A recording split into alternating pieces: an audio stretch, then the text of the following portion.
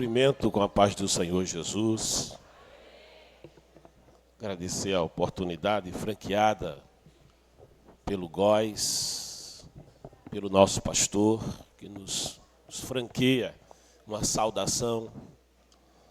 E eu quero, se você tem Bíblia, tome comigo e abra no livro do profeta Samuel, primeiro livro, capítulo 16, versículo 17 e 18, texto que você deve conhecê-lo bem, onde declara a palavra: Então disse Saul aos seus servos: Buscai-me, pois, um homem que toque bem, e trazei-mo.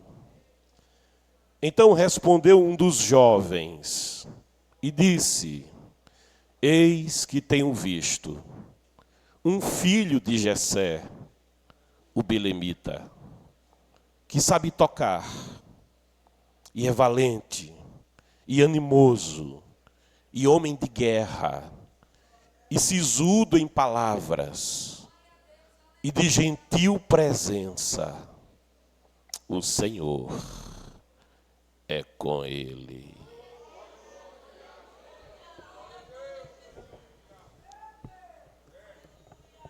Eu não sabia que ia ter a oportunidade de dizer alguma coisa aqui essa noite, mas, me preparando para vir para aqui, o Senhor Jesus falou comigo e disse: quando você for para a vigília, leva para eles uma palavra. E eu perguntei: Senhor, que palavra? E ele disse para mim assim: fala para os jovens que vão estar lá em Morada, que para viver o propósito. E eu não sabia que a temática era o propósito. O pastor, lendo a palavra, informou. E eu fiquei com a minha cabeça acendendo assim os painéis.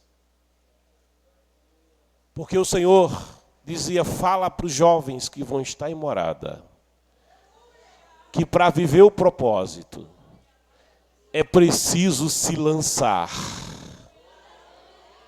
sem reservas no propósito. E eu perguntava na minha conversa com ele: mas como é isso, Senhor? E ele me levava a história ao texto que li para vocês, e vocês conhecem o contexto.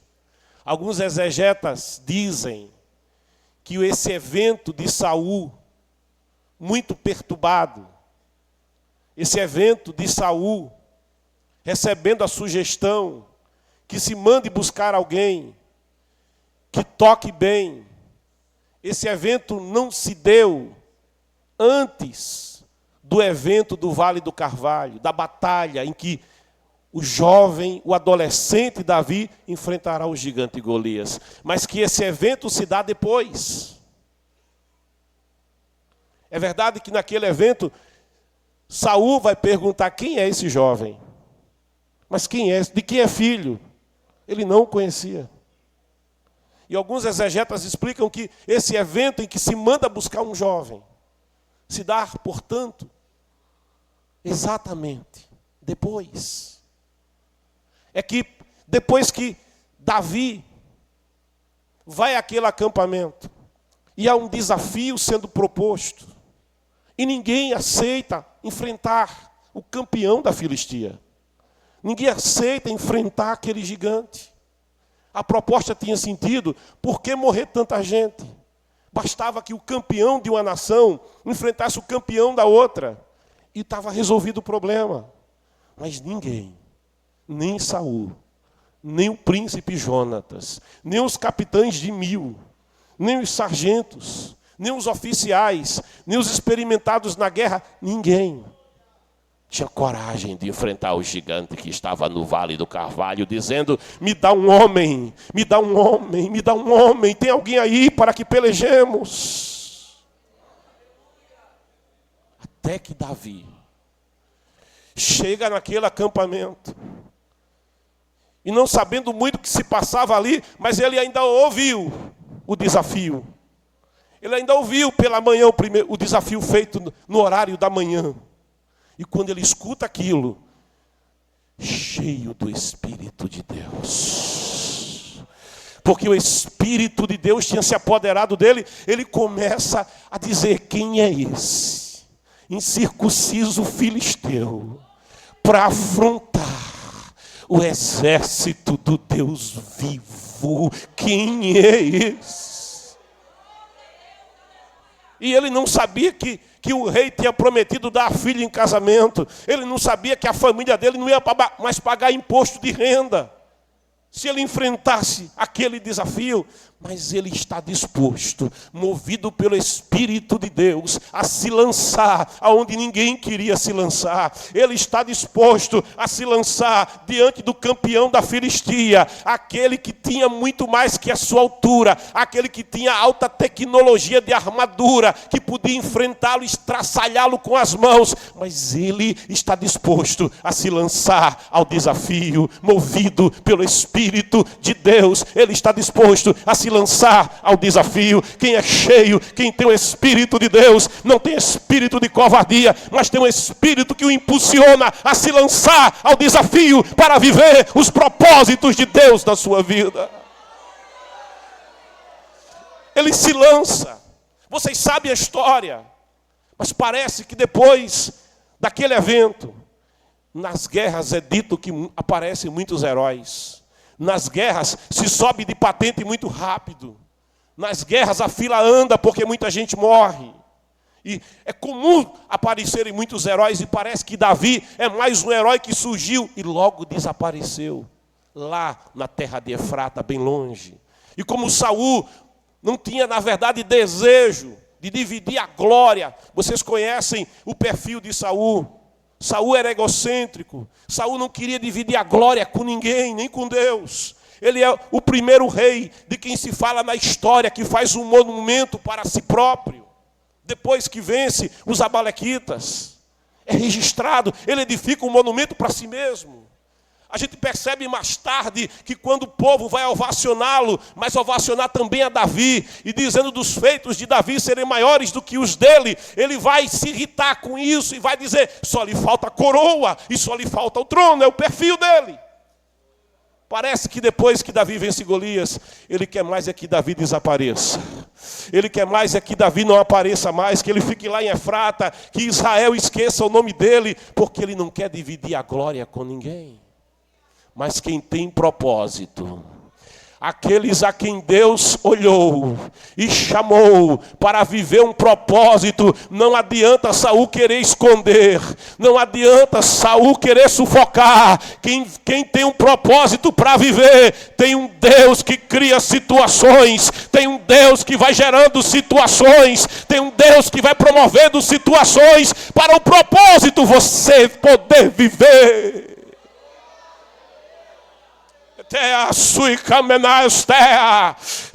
Esta noite há uma intervenção de Deus na tua vida, há um agir de Deus na tua vida, naquilo que te envolve, naquilo que te cercas, para que vivas os propósitos que Deus tem a teu respeito.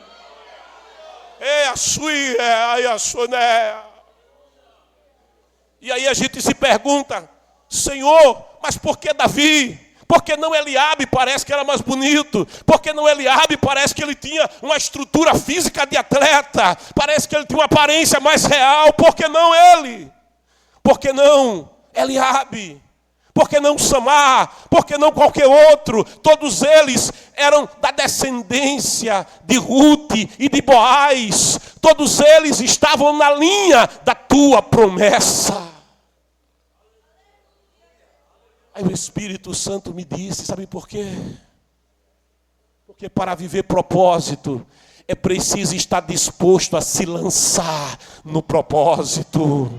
É preciso estar disposto a abrir mão da própria vida. Eu conversava com duas jovens e eu perguntava para elas: vocês estão dispostas a abrir mão da vida de vocês? Vocês estão dispostas a abrir mão das oportunidades que o mundo tem para vocês lá fora, nesse tempo de juventude, nesse tempo de vigor, tanta coisa que o mundo tem para oferecer para vocês. Vocês estão dispostas para viver na presença do Senhor? Vocês estão dispostas a renunciar a tudo e mais? Renunciar à cachaça é fácil, aquilo fede.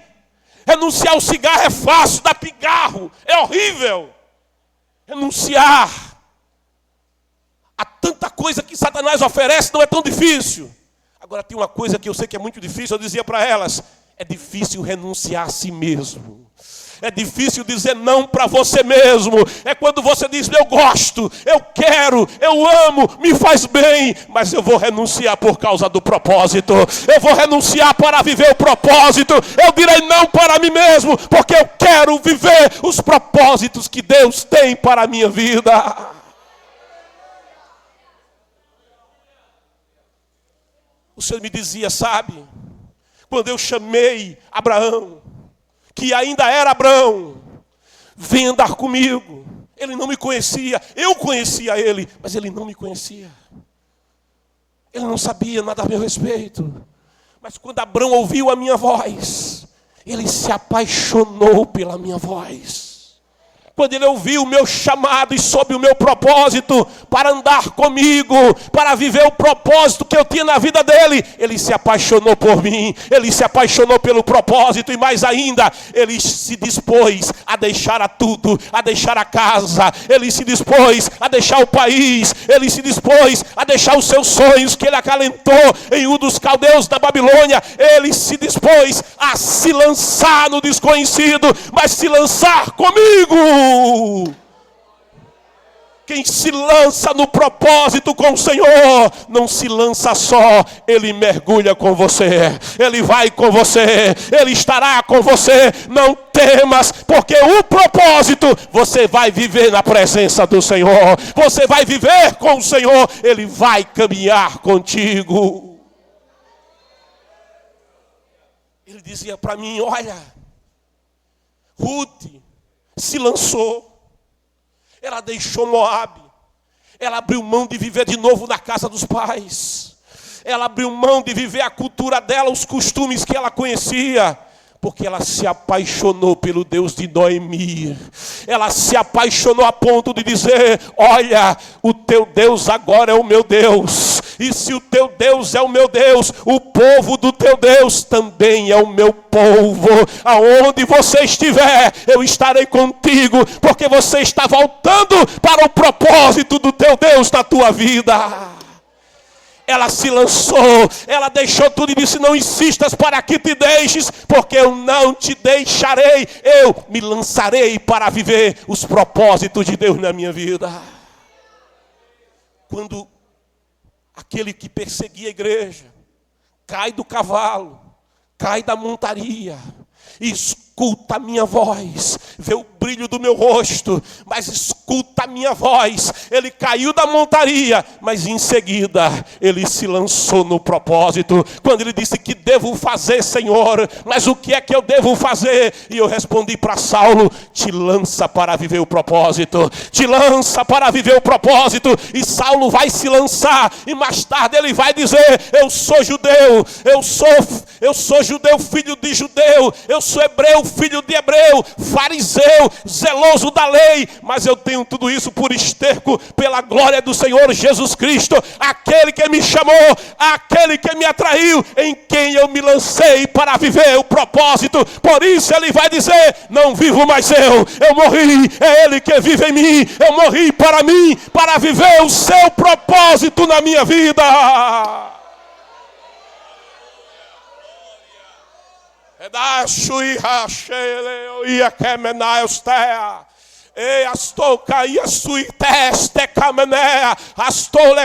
Levanta a tua mão. E acontecerá, diz o Senhor, que nos últimos dias, nós estamos vivendo os últimos dias, que derramarei do meu espírito sobre toda a carne. Há uma promessa para você: vossos filhos e vossas filhas, vossos filhos e vossas filhas, vossos filhos e vossas filhas profetizarão. Há uma promessa para você, há uma promessa para você, há um propósito para você nesta geração.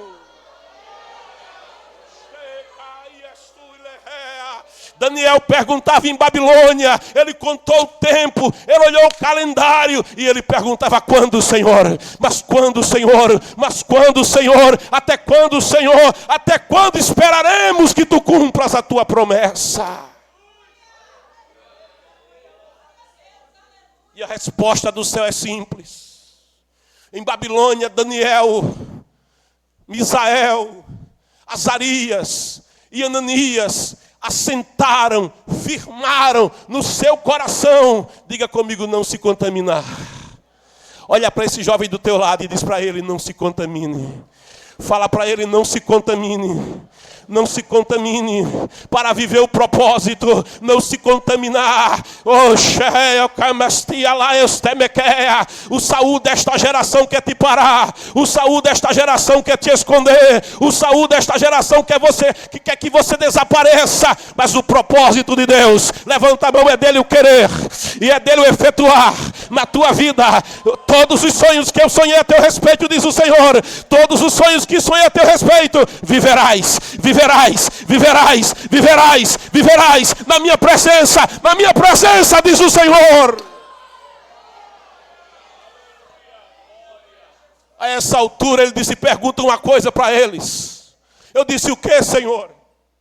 Pergunta para eles: quem está disposto a se lançar e descer ao ribeiro de águas vivas, não em busca de areia. A areia assume qualquer forma. Se você colocar na garrafa, ela assume a forma da garrafa. Se você colocar em um recipiente globular, ela vai ter a forma globular. Se você colocar em um cubo, ela assume a forma do cubo. O gosto é do freguês.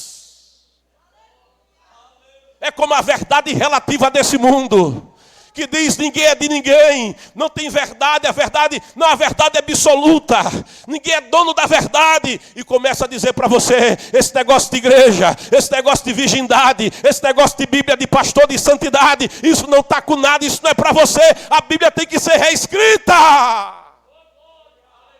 Ele disse: pergunta a eles, aonde estão aqueles que querem descer ao ribeiro, não em busca de areia movediça, mas que estão em busca de pedras, pedras, pedras, pedras, pedras que se recusam a mudar de forma, pedras que se recusam a ser esmiuçadas para virar areia, fundamento dos apóstolos, fundamento dos profetas, fundamento eterno. Vai passar o céu, vai passar a terra, mas os propósitos de Deus não podem ser mudados, não podem ser reescritos. Mas para viveres os propósitos de Deus, há um chamamento. Ele manda te perguntar: aonde estão aqueles que querem se lançar no propósito? Aonde estão aqueles que ainda querem se lançar no propósito? Ainda estão aqueles que querem viver os meus propósitos. Ele me lembrava do Billy Graham, adolescente. Ele vai em uma excursão, e naquela excursão, ele visita o quarto de oração de um grande pregador evangelista que impactou a geração anterior e que proclamava dizendo: o mundo está para ver. O mundo está para ver. O mundo está para ver o que Deus tem para fazer através de um homem, através de um homem, através de um homem que se lance inteiramente nas suas mãos ao risco da própria vida. O mundo está para ver o que Deus tem para fazer. Ele chega naquele quarto de oração, onde estão as marcas daquele pregador, os joelhos aonde ele orava, e ele dá uma escapadinha, ali sem ninguém perceber, ele dobra os joelhos aonde aquele homem de Deus pregava, e ele dizia: eu não sou ninguém, eu não sou nada, eu sou somente um adolescente, mas eu quero te dizer uma coisa, Senhor, eis-me aqui, eu quero ser esse homem, eu quero ser esse homem, eu quero ser esse homem, eu quero ser esse homem. Aonde estão aqueles que querem viver o propósito? Aonde estão aqueles que querem ser cheios, que querem ser transformados, que querem ser regenerados, que querem ser impactados pelo Espírito de Deus? Aonde estão aqueles? Para viver o propósito, é preciso que você se lance inteiramente, sem reservas.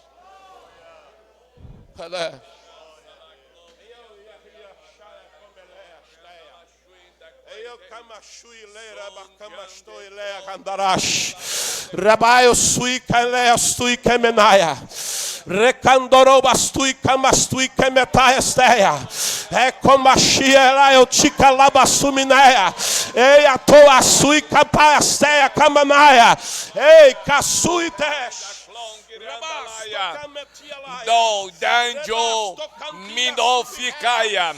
Vai de surianda la claia. Dá uma revolução, lembrando espiritual da nossa geração.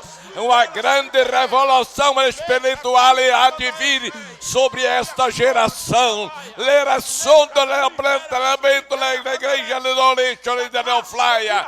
Não de dode de com. Não precisa lá temer, porque ele é o Deus excelente da igreja para a manifestação da sua glória.